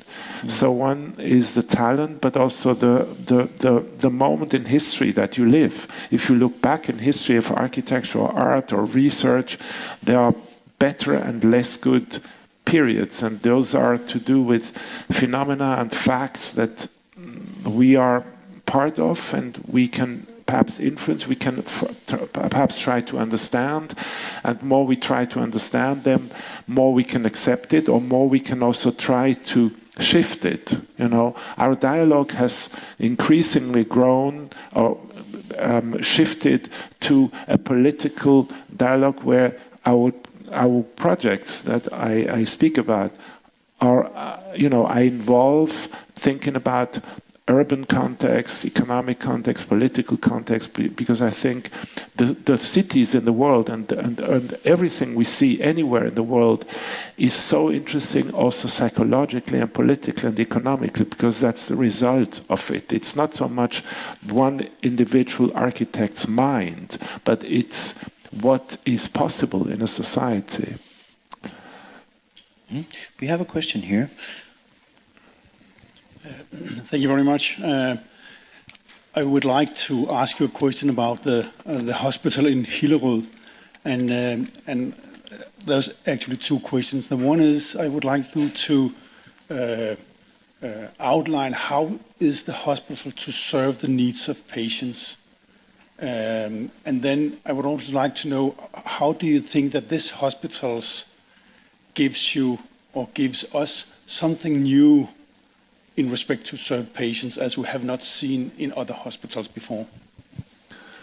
Well, I try to explain it. I cannot say more than we try to give the patient a more fragmented idea, not be part of a huge machine where they're just a small member, but to give them more an individual domestic scale. I tried to show that, and certainly we will work on this particular element. Ideally, a hospital is something where you feel like at home, as if you were at home, but at the same time feel surrounded and immediately accessed to the best medical treatment. That, again, like in the case of the soccer, depends more on the quality of the medical treatment than on the architect. Like in the case of the football stadium, if the football team plays lousily, then your building, doesn't have the same kind of isn't valued in the same way. But we as architects have to do everything to make that possible, that success. And architecture is not the most extraordinary, but it's an interesting ingredient to make that a better world. I think that's ultimately the role of architecture. We can make our lives more agreeable, more pleasant, and open doors to meet. I mean, in the case of museums, that's less the case in a museum, in a hospital. This is perhaps also a place where you can improve, encounter between public and patient, which means between family and patient. But I think when I say our goal would be to give patients the feeling as if they were at home, to feel really in a very comfortable and not just a number in a big unit. in a combination of this amazing proximity to medical treatment, I think that's more like a vision, and how to realize it. You could see some images. I cannot now give you any more details, but certainly we can do that after the next phase has been developed. There is another question down in the back. First, thank you very much for the fantastic lecture and beautiful work. You've showed us some work from the old days, the beginning of the office to today. Some work in Europe, some work in China, some work which are high profile, some work which are more mundane. One thing that I always found fantastic in your work is the role of details, or the kind of the way how details are not solved just as a technical issue, but really extends the experience of the building into its most intimate scale. And I wanted to ask you if you could tell us a bit more about how this notion of detail is actually traveling across this different range of project, also across different building tradition, from Switzerland, for example, to China, where detail is not evident. I think that's a good question, but I cannot give you a general answer. But two things. There are projects where you try to make an almost detail-less architecture. Of course, even the detail-less architecture is requires a very clear attitude towards details. But if you look at Bordeaux, or especially a stadium, also Beijing, somehow you have to do kind of a neatless or seamless joints, that is really no attention to detail, but it should just be rough, but as well done as possible, as opposed to the rehab with this kind of glass joint between the wood sticks. You would never do this in a large structure where thousands or millions of people pass by. And then the other thing is that I think is very important as an architect, if you do a project in a given country or city, the level of quality for details is very different now much more different than it was in a more pre-industrial artisanal world, where everybody could do nice details because everything was craftsmanship based. And now you very rarely find good craftsmanship, and if you find it, it's great to exploit it and to use it. The quality of work is, as far as we can see, the best in Switzerland and in Japan. That's where you still get, you also get it, I'm sure, here in Denmark and also in Germany, but in Switzerland and Japan, I don't say that to praise, because it has reasons. But of course, the things we've done, now take Japan, for Prada in Tokyo, or for Miu Miu, the new store, it would have been impossible to do this in China, for instance. I think we have one last question also to... Maybe I can just of course add one thing, so we leave aside Switzerland. Otherwise, you believe that I overestimate my country, which is not at all the case. But Japan, I was just in Japan 3 weeks ago, and I know China very well. China invented most of these amazing architecture details and typologies, the temples, etc. And the Japanese have taken it over. But if you visit the two countries, you discover the beauty of these things much more in Japan, because it's so amazing how they turn everything in almost sheer perfection. Whereas the Chinese don't do that so much. It's not, I haven't studied it any further, but it's not so important for them, whereas it's a part of the DNA of the Japanese. Also the way they treat the food, which is perfected, is nature in its perfection, but it doesn't look like nature. It's like an abstract painting. I think there is still a lot of differences in the world, and certainly it involves architecture. We will have a last short question, and then Mr. Feldmeier, the Swiss ambassador to Denmark, will give a closing and inviting remark. Yes, thank you for a very comprehensive and beautiful lecture, and 10 or 11 wonderfully conceptual and contextual projects that you have shown us. My question is there a point in your lecture that the complex program of a hospital in some way combines all these typologies that you have shown us, housing, stadiums, art galleries, and so on? Yeah, that's a good statement. The client will like that, because then then he believes that he gets the beauty of everything and not the mistakes of everything, hopefully. No, but I think it's a very complex task, but I think certainly this hospital will become hopefully important element of a new generation of hospitals, because there is certainly an ongoing debate: should hospitals be low-rise or should they be towers again? Because there was a debate like this now in Basel, where unfortunately we lost the competition, but I'm sure the scheme was better to fit all these needs and to match the needs, because the patient's world and the doctor's world and the technology and the urban context, they are very complex things to go together, very extreme.